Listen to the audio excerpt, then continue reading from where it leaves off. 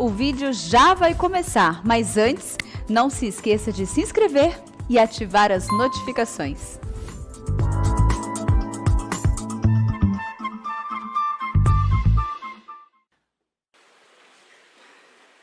Meus irmãos, nós vamos abrir a palavra de Deus na carta de Paulo aos Efésios, capítulo 5, e leremos os versos 18 até o verso 21.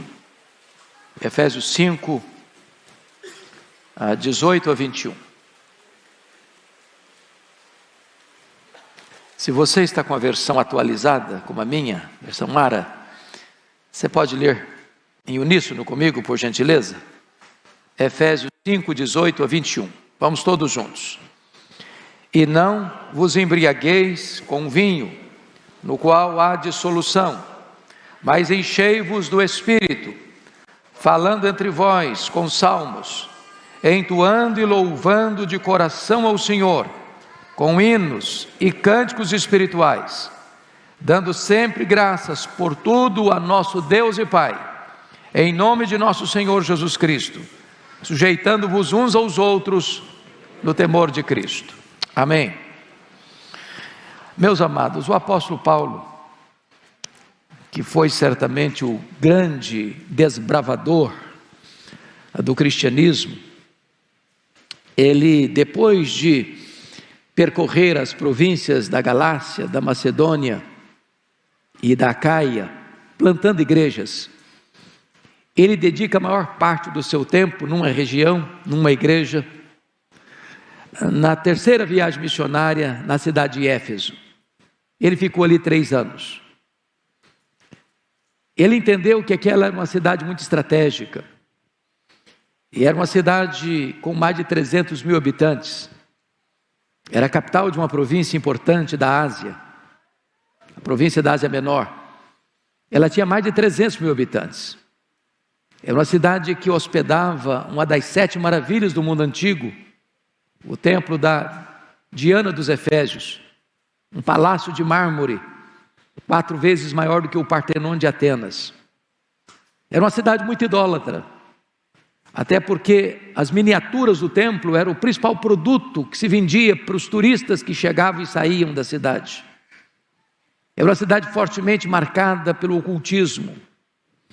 E Paulo chega ali, 3 anos, e experimenta o que nós chamaríamos hoje de um grande avivamento. Porque não apenas a cidade de 300 mil habitantes é impactada, transformada, a ponto da idolatria recuar, dos ocultistas serem convertidos e queimar os seus livros de magia em praça pública. Mas Atos 19 nos informa que a palavra de Deus prevaleceu em Éfeso. E Paulo aproveita também esse tempo, não apenas para plantar igrejas em Éfeso, mas em toda a província. E nós temos registro de igrejas nas outras cidades, como Esmirna, como Pérgamo, que era a 2ª maior cidade da província, como Tiatira, Sardes, Filadélfia, Laodiceia e Colossos, bem como Hierápolis. Agora Paulo, ao ver uma transformação tão profunda na cidade, aquela igreja vai se transformar na igreja mais estratégica do Novo Testamento, superando inclusive Jerusalém e Antioquia da Síria. Porque quando Paulo sai da cidade, ele deixa naquela cidade, mais tarde, Timóteo como pastor da igreja. Mais tarde o apóstolo João vai ser o pastor da igreja. E quando ele escreve Apocalipse, ele morava em Éfeso. E diz a história que a própria Maria, mãe de Jesus, confiada a João, quando Jesus estava sendo crucificado, morou em Éfeso com João. O certo é, queridos irmãos, que Paulo então deixa essa cidade, vai a Jerusalém, levar uma oferta para os pobres da Judéia. Ele é preso em Jerusalém, ele fica 2 anos em Cesareia, sendo acusado pelos judeus. Opta por ser julgado em Roma, em virtude do governador Festo estar sendo cooptado, corrompido pelo sinédrio judaico. E ele chega em Roma, depois de um naufrágio, algemado, e fica 2 anos preso. Uma casa alugada, sob a égide do imperador Nero, sob a proteção da guarda pretoriana, que era a guarda de elite do imperador. E é dessa prisão que Paulo escreve esta carta, a carta aos Efésios. Esta carta é chamada de a carta eclesiológica do Novo Testamento. É a carta onde Paulo trabalha com mais clareza e profundidade a doutrina da igreja. E você não pode pensar em igreja sem a ação do Espírito Santo, sem o poder do Espírito Santo. E eu queria que antes de entrarmos na exposição propriamente do texto lido, nós observássemos que Paulo já começa a tratar do assunto do Espírito Santo no capítulo 1. Olha aí comigo, por favor, os versículos 13 e 14. Ele diz assim: em quem também vós, depois que ouvistes a palavra da verdade, o evangelho da vossa salvação, tendo nele também crido, fostes selados com o Espírito Santo da promessa. Ou seja, o Espírito Santo é aquele que dá garantia a você de que você é salvo. A ideia do selo, ainda hoje, é uma ideia entendida por nós. Quando você fala que nós fomos selados, isso significa algumas coisas. Primeiro, selo fala de propriedade. Você é propriedade exclusiva de Deus. Tocar em você é tocar na menina dos olhos de Deus. Deus selou você, dizendo assim: esse é meu, ninguém toca nele, ele é minha propriedade exclusiva.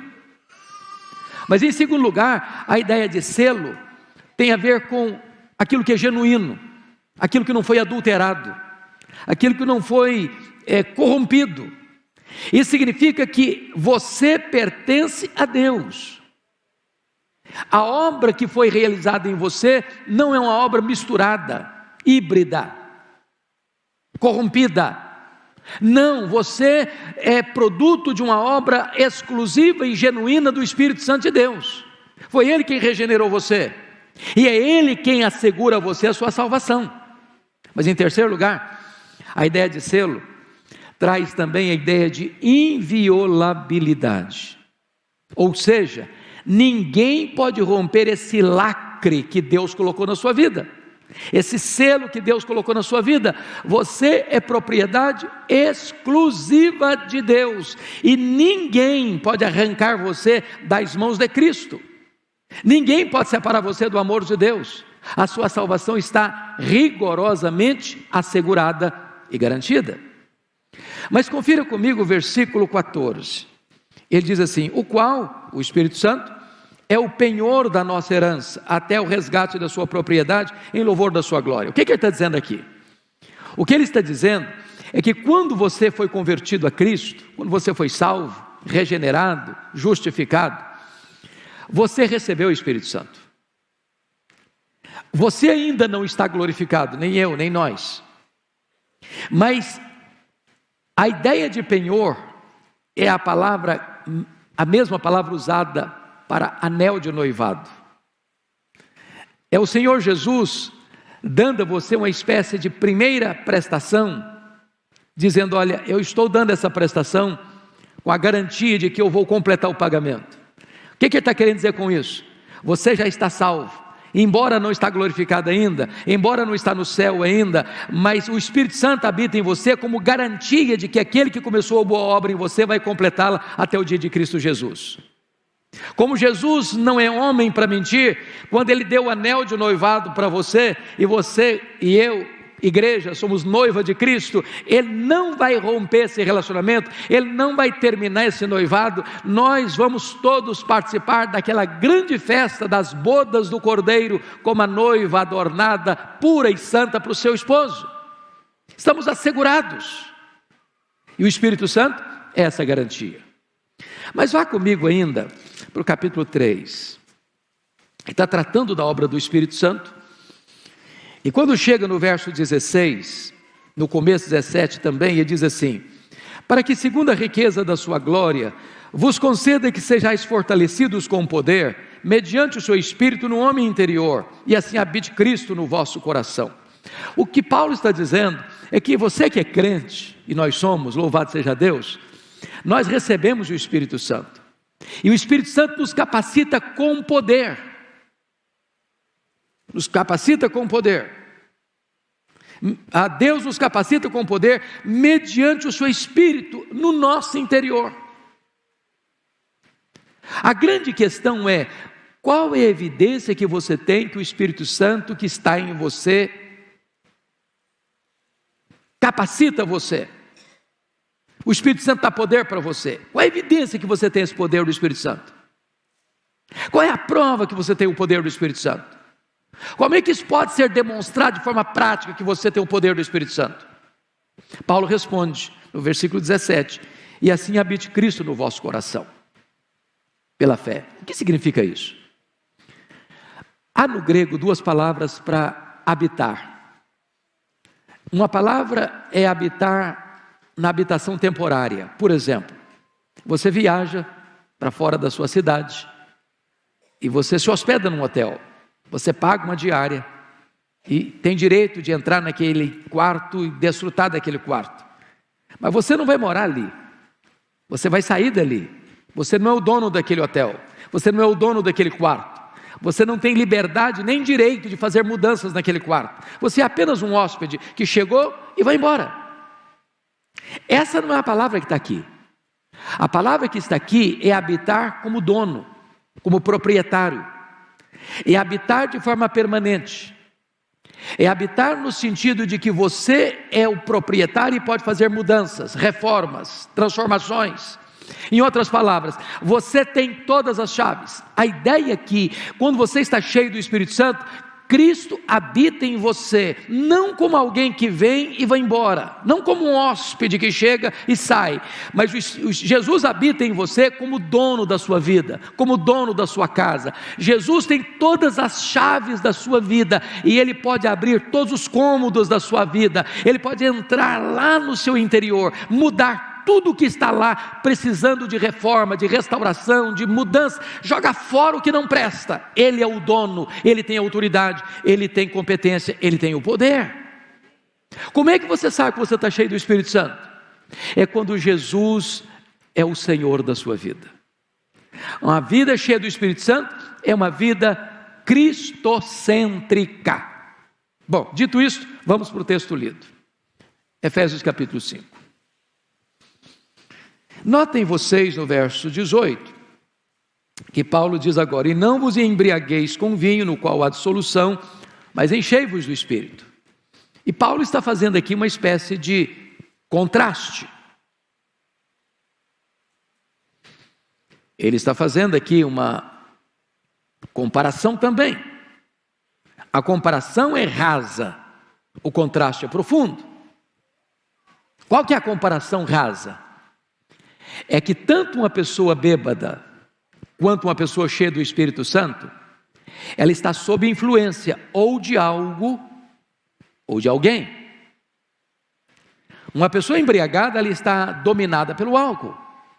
Ela não tem lucidez, ela não tem equilíbrio, ela não tem bom senso, ela perde a sua capacidade de controle, ela está sob o efeito do álcool, ela está bêbada. Mas uma pessoa cheia do Espírito Santo, ela está sob o controle, sob o domínio, sob a direção do Espírito Santo. Quem está no governo da sua vida, das suas palavras, das suas ações, das suas reações, das suas decisões, é o Espírito Santo. Essa é a comparação superficial. Onde está o contraste profundo?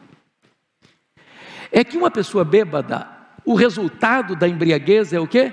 Dissolução, vergonha, opróbrio, derrota, fracasso. Uma pessoa bêbada fala o que não deve falar, faz o que não deve fazer, toma decisões erradas, precipitadas, que vai trazer vergonha depois para ele, para a família dele. Mas quando você está cheio do Espírito Santo, o resultado está aí descrito nos versos 19 a 21. Você, olha comigo, versículo 19, você vai falar entre vós com salmos. Grife a expressão entre vós. Uma pessoa cheia do Espírito Santo, ela tem relacionamentos saudáveis.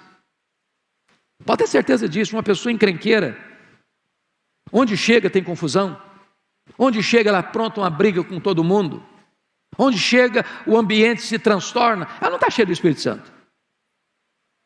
Olha, em segundo lugar, se uma pessoa está cheia do Espírito Santo, no versículo 19 ainda diz, e louvando de coração ao Senhor. Grife a expressão ao Senhor. Agora não é mais horizontal, agora é vertical. Uma pessoa cheia do Espírito Santo, ela tem prazer em adorar a Deus, ela tem prazer no louvor. Preste atenção nisso. Uma pessoa que não gosta de louvar a Deus, não está cheia do Espírito Santo não. Porque quando o Espírito Santo está habitando em você plenamente, você tem prazer em adorar. Terceira a prova que você tem o Espírito Santo, está cheio do Espírito Santo. Olha o versículo 20. Dando sempre graças por tudo a nosso Deus e Pai, em nome de nosso Senhor Jesus Cristo. Você tem um coração agradecido. Uma pessoa que murmura, que só olha para a vida com óculos escuros, que reclama de tudo, reclama da vida, reclama do trabalho, reclama da família, reclama do cônjuge, reclama dos filhos, reclama da casa, reclama da igreja, reclama do Brasil, reclama do mundo. Ele só olha o negativo, não está cheio do Espírito Santo. Uma pessoa cheia do Espírito Santo, ela tem gratidão no coração. Quarta evidência, olha o versículo 21. Está escrito o seguinte: sujeitando-vos uns aos outros no temor de Cristo. Ele tem um espírito submisso. Se você vê uma pessoa arrogante, pensa que o mundo gira ao redor dele, todo mundo tem que servir a ele, ele é o centro do universo, ele não está cheio do Espírito Santo. Uma pessoa cheia do Espírito Santo, ela tem um espírito diaconal. Uma pessoa cheia do Espírito Santo, ela gosta de servir, ela está pronta a servir, ela se dispõe a servir, ela tem a disposição de ter a bacia e a toalha como emblemas da sua humildade.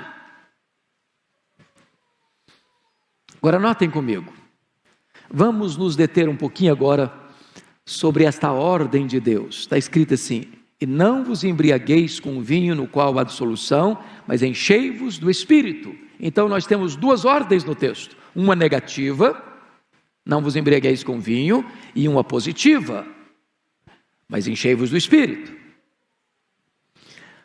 Em outras palavras, se embriagar-se é um pecado, e é, não ser cheio do Espírito Santo também é um pecado. Nós às vezes lemos o texto só pela metade. Todos nós concluímos, e com razão, que uma pessoa embriagada, bêbada, ela está pecando contra Deus, contra si mesmo, contra a sua família. Mas nós, muitas vezes, não nos apercebemos que não sermos cheios do Espírito Santo também é um pecado.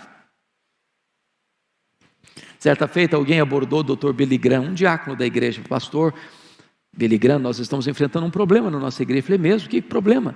É que tem um diácono da igreja que está se embriagando, está precisando ser disciplinado. E o pastor Billy Graham disse: é verdade, mas deixa eu fazer outra pergunta: e os demais membros da igreja estão cheios do Espírito Santo?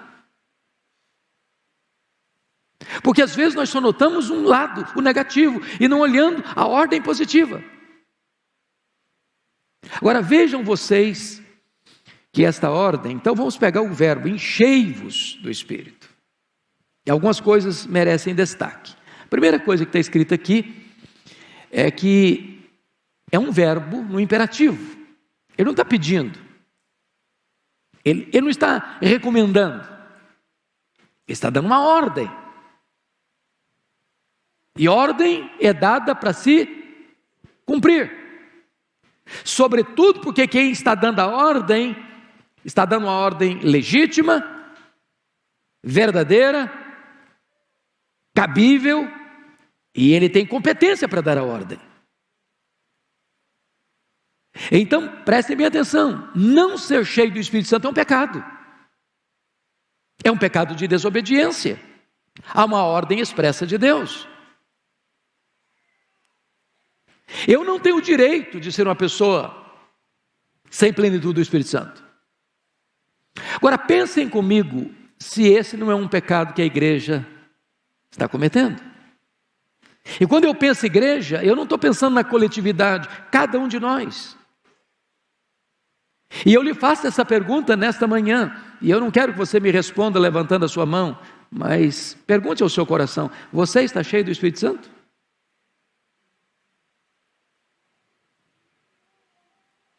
Segundo lugar, vejam vocês que esse verbo não está apenas no imperativo, mas ele está no plural. Enchei-vos.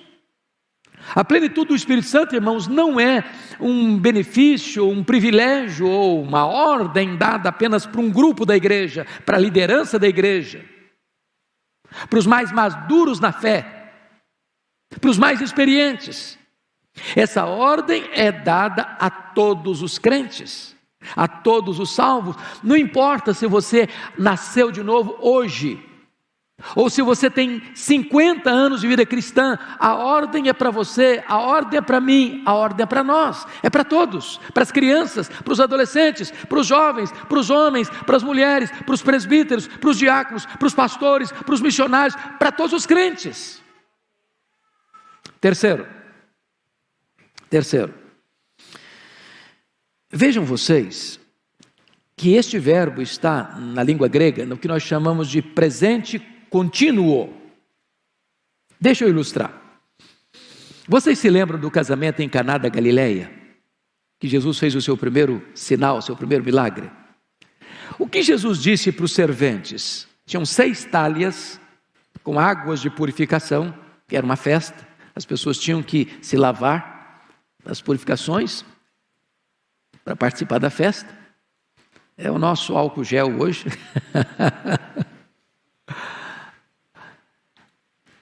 E Jesus chega para os serventes, cada talha pegava em torno de 100 litros, e Jesus diz assim para os serventes: enchei d'água as talhas.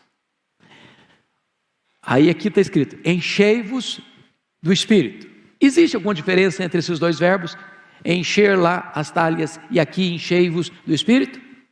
Na língua grega tem, no português não. Lá para as talhas, a ordem era dada para se cumprir uma única vez, sem repeti-la. Enchei d'água as talhas, enche agora e nunca mais encha de novo. Só esse momento, é só para essa hora, não vai repetir mais. Aqui, em Efésios 5,18, o verbo está no presente contínuo. Enchei-vos do Espírito. Você enche hoje, tem que ser cheio amanhã, você vai ter que ser cheio a semana que vem, você vai ter que ser cheio o mês que vem, o ano que vem. Ou seja, a plenitude do Espírito Santo de ontem não serve mais para hoje. Todo dia você precisa ser cheio do Espírito Santo. E vocês todos que estão aqui se lembram de que houve um momento na sua vida em que você já foi mais cheio do Espírito Santo que está sendo hoje.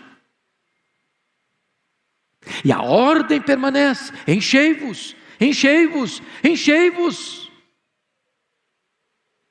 Hoje você e eu precisamos ser cheios do Espírito Santo. Nesta manhã nós precisamos ser cheios do Espírito Santo. Mas tem outra coisa. Esse verbo está no que nós chamamos também de voz passiva. O que significa isso? Significa que você e eu não somos o agente dessa plenitude. Você e eu somos o receptáculo dessa plenitude. Eu não produzo essa plenitude, eu recebo essa plenitude.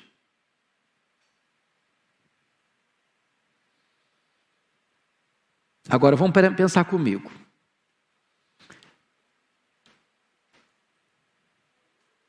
Para que alguém seja cheio